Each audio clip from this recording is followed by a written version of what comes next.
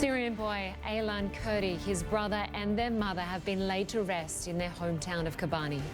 A picture of the toddler's lifeless body washed ashore on a beach in Turkey has shocked the world and caught attention to the plight of Syrian refugees. The father who survived accompanied the bodies back to Syria for burial. And more now on that little boy. His father hoped to take his family to Canada, far from the war at home. CNN's Jake Tapper has more on this story, but first, a warning. Some of the images you will see are disturbing. This image of his small, silent body is too difficult for us to linger on, but it's too important to ignore.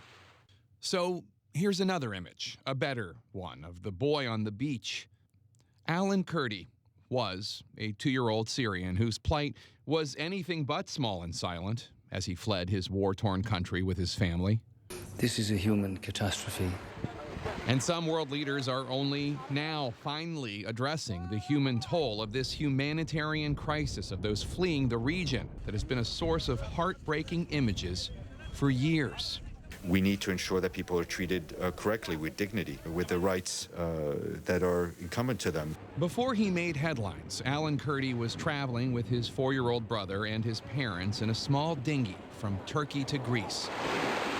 It was their third attempt to cross into Europe, where thousands are being blocked by bureaucratic barriers.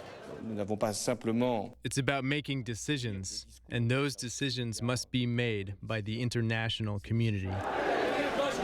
Migrants are dying as their fates lie in the hands of politicians overwhelmed by their masses and by politics and by seemingly cold indifference. In countries such as Hungary, whose leaders seem to have forgotten its own refugee crisis in 1956, these desperate families are not welcome. Don't come. Why you have to go from Turkey to Europe? Turkey is a safe country. Stay there.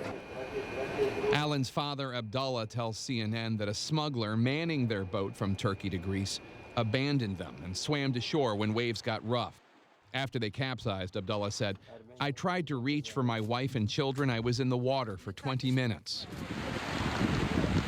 8 children and 4 adults drowned, including Alan and his brother and his mother. Families gathered to identify their loved ones in Turkey yesterday.